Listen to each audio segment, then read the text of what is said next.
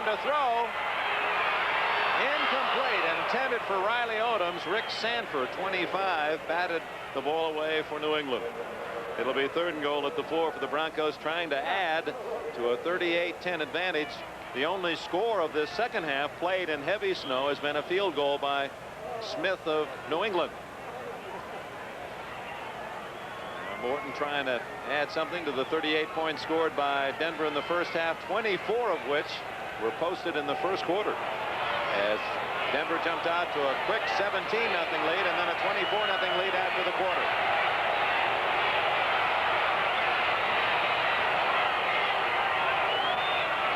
Morton batted away. Watson was the intended target. A good play by Rick Sanford, who is arguing. There's a penalty down, Dick. Apparently they've called it against Sanford then, but from his reactions, been a tough series for the rookie from South Carolina. It appeared he made a good play. Must have had the free hand on the receiver. He's certainly getting a baptism down there. Morton is giving him every opportunity to get some experience. It was holding, so it was Sanford committing the foul before the throw. He's the highest draft ever out of the University of South Carolina. Old buddy Alex Hawkins was a number 2 pick by the Baltimore Colts in '59, but now the honor goes to Sanford, a first-round pick of New England. Holding for the defense, number 25, first down. Young man getting in the lineup, likes to have his name mentioned, but not by the official, at least not in that capacity. He's a bright prospect. Tremendous talent. Now it is half the distance to the goal line. 1st and goal at the 2.5. Call it the 2. Morton apparently wants to throw for it. Now it's Lytle up the middle, and he squirts into the end zone for a touchdown. Lytle's 2nd touchdown for Denver. And with 12 minutes left, the Broncos are over the 40 mark. And if Craig Morton comes back into this ball game on Denver's next series, I'm going to have to go down and ask some questions of Red Miller, because he's too valuable in these last 5 weeks to take a chance with him when the score is 44-10. I would expect that we'll see Norris Weiss. We'll give Red a chance to make his decision on the sideline. In the meantime, again, the question, who will come out at quarterback for New England? Will Grogan come back in, or will they send Owen in, or Kavanaugh? Obviously, the game is gone now. I don't think even the most optimistic New England fan would hope to see a 34-point barrage with just 12:08 left to go in this game. Jim Turner, and his style is made for a bad field like this with that little punch kick of his, and he drills it home. Timeout with 12:08 left. Yes, sir. NBC brings... This is Brian Gumble in New York, reporting that if things continue as they are in Denver, the Patriots will drop into a tie for first in the AFC East with Miami, because today the Dolphins turned back the Colts 19-0. Here, one of 2 touchdown passes from Bob Greasy to Nat Moore. Greasy having a good day, 12 of 24, 141 yards, and 2 touchdowns. 19-0 a final, Miami a winner. Let's go back to snowy Denver, Dick Enberg and Merlin Olsen. Well, Miami with that victory, and New England apparently going down to defeat here at Mile High Stadium. It'll be a first-place tie in the East. Turner kicks it to Alan Clark. Clark skating his way out to about the 25-yard line, and down he goes.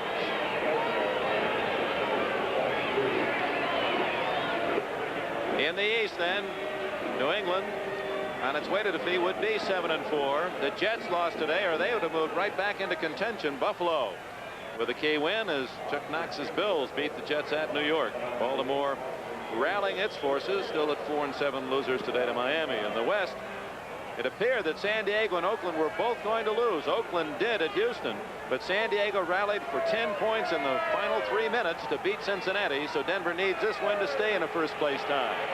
Oakland falls 2 games back, losing to the Oilers. Up the middle appears to be Alan Clark. No, Mosi Tutupu is in the game for the first time. That doesn't seem fair. A Samoan finally gets a chance to play in the snow. Put him out in the blizzard. And I see that Grogan is back in the game. I wouldn't be surprised if he didn't have something to do with that decision. He's a proud football player, and even with things going so badly against his team, I don't think he wanted to be excluded from it. I think he wanted them to know, and his coaches to know, that he was ready to take his licks along with the rest of them. And apparently this is the one field where Grogan's agility and mobility are negated. Throws long, too long, almost intercepted by Charlie West. Harold Jackson drawing a crowd down around the 40-yard line of Denver. Grogan has not run a single time today, Dick, looking back over the day, and certainly has to have ranked as, well, with the #2 ground gainer, but by far the best average. I think Cunningham's average under 4 yards. There you have it. He ranks higher than the top rusher for the Broncos, Jim Jensen, coming into the game. And certainly 47 rushes. I think the only other quarterback who even comes close to that number of rushes is Zorn, who's rushed 27 times with an 8.1 average. But the quarterbacks, oddly enough, on the list of ball carriers all have the best averages, the ones who run. They pay a price for that, too. Joe Costanza's just thrown us a note by way of a snowball that Morton has outrushed Grogan 2 yards to nothing. Now that's really getting down deep in the trivia. What does this do? Seriously now, we know the hype that gives a Denver team playing so well in front of the home folks. Number 62. But now New England has to make that long flight home. We've all been there to New England. They've been on national television. Everyone around the country has seen the Patriots play their worst game of the year. Where does the reaches Who even would say, let's not even look at these films. Let's just start anew and put that game behind us. But that game, that flight home, is going to be about 20 hours long. And that's where your veteran ball players really come into play, because it's important for them to pick things back, start putting them together. Certainly this is just one game, and the score of this game, Dick, doesn't really make that much difference. It goes in the loss column, and it's got to be put behind them. And if they can do that, then they'll grow by doing it. And hey, they're still tied for first place in their division. Grogan unable to hit Ray Jarvis. Let's go to NFL 79. Brian Gumbel and Mike Adamle in New York. Bryant Gumbel in New York again, and even as the Patriots are having their own problems in Denver, they know that this AFC Eastern battle wound up 14-12, Buffalo over the Jets. Here, Curtis Brown got the winning touchdown with some great moves after he catches a pass from Ferguson. The play covers 31 yards and puts the Bills out in front. Brown was a hero, but definitely the goat of the game was kicker Tony Linhart. This miss, 1 of 2 today for the Jets kicker, and the game wound up 14-12. Those 2 missed extra points loom very big indeed. Let's go back to Denver and Dick Enberg. Now the New York Jets with a chance to move into contention in the East, losing to the Buffalo Bills. Both those clubs are 5-6. Rick Upchurch has just bobbled a punt, but recovered his fumble back at about the 30 of Denver. Timeout, 10:48. The happy face of Jim Turner, the place kicker of the Broncos, reflecting the Denver advantage. Broncos 45, Patriots 10. Yard line in Denver territory. Jim Jensen. Literally no gain at all. Swarmed on by Patriots. I'd like to remind you folks in the East and Midwest that in about 5 minutes we're going to go to the wonderful world of Disney. Strongest Man in the World. It's a delightful presentation film that you'll enjoy. For those of you in New England and those of you in Denver and in the West, we'll continue with action here from Mile High Stadium. But for the East and Midwest, other than New England, we'll be switching to our primetime programming at 7 o'clock. Outcome of this game is rather obvious. It's just a matter of how much Denver will win or whether the snow will wipe us all out. 10 minutes and 8 seconds, 10:07. It has been a very long game. You can't believe how long it's been for the New England Patriots. You bet. They're not to be envied in this one. Weiss to Otis Armstrong. You could see him protecting the football, and this is almost a run out the clock. Let's get this thing over with. Approach by the Denver Broncos. Mel Lunsford made the tackle for New England. I give us a chance, Dick, to reflect back on one of the topics discussed in our pregame show, the dominance of the AFC over the NFC. Very obvious from statistics on the year. Interesting, I think, to see the statistics for AFC and NFC games swinging back toward the NFC for a short while a couple of seasons ago, but now dramatically back in favor of the AFC. And certainly 2 of the teams responsible for that, New England and Denver. But boy, I'll tell you, looking on the field today, you'd say, are you sure this is New England out there? Those quick turnovers that resulted in almost immediate scores. 2 fumbles and a block punt. Jensen ridden down by Steve Nelson, who's certainly well acclimated to this kind of weather, playing his high school ball in the Minneapolis area and then going to North Dakota State. high school, he was a captain of his football, his basketball, and his baseball team. And Steve Nelson, second-round pick in '74 by the Pats, one of the sterling linebackers in this league. Now in comes Luke Prestridge. With a name like that, he ought to be one of your partners on Little House. I wonder what Luke is doing Walnut Grove tomorrow night. I'm just looking down on the sideline. Randy Gradishar buckling up. Looks like he'll be going back into the game. One of the things that continues to amaze me is how players are able to get through a season with injuries. And Gradishar certainly has had more than his share on the year. We can talk about that as we get into this defensive series. Prestridge under a big rush. Morgan alone lets it drop.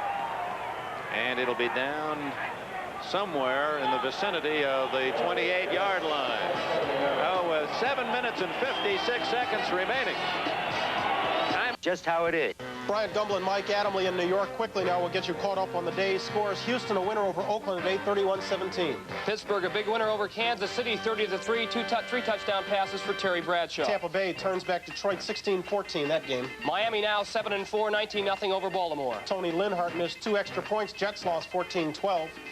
Narrow win for Washington 30-28 over St. Louis. There was an upset in Cleveland. Seattle beat the Browns 29-24. San Diego survived an upset 26-24 over Cincinnati. Last-minute field goal by Mike Wood. The Rams held Walter Payton in check, but nobody else. Chicago a winner 27-23. New Orleans now atop the NFC West 31-20 over San Francisco. The Packers surprised Minnesota in Green Bay. Final there was 19-7. You know all about the score in Denver 45-10. New England over the Patriots getting walloped. Nice weather they have there too. And the Giants are out in front of the Atlanta Falcons. That scored 24-3 in the fourth. We return you to snowy Denver in the hands of Dick Enberg and Merlin Olsen. On 2nd and 2, Mosey Tutupu wrapped up for no gain. It'll be 3rd and 2 for the New England Patriots at about their 35-yard line, trailing 45-10. In just a few moments, we're going to be switching part of our network to Wonderful World of Disney. The outcome of this game rather obvious, with the Broncos leading 45-10. Those of you in New England and in the Rocky Mountain and Western regions will stay right here as the snow continues to envelop Mile High Stadium.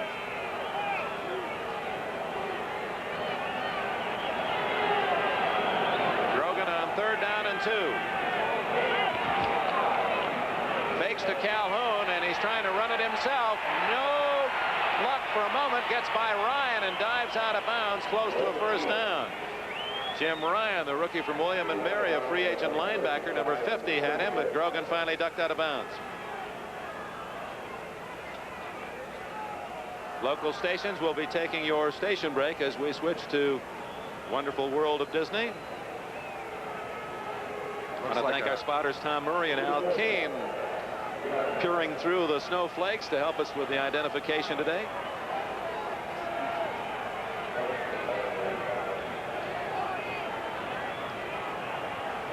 Fourth down and 2. Due to the length of this game, it's obvious outcome for all of our Disney fans, the exception of New England. We'll be joining in progress. Wonderful World of Disney. Denver, the West Coast, will join at its regular scheduled time. In a moment, we'll be leaving this game in Mile High Stadium in order for you to see Disney's Wonderful World in its entirety. High kick by Hare. No one back for Denver. They didn't believe that they were going to kick that.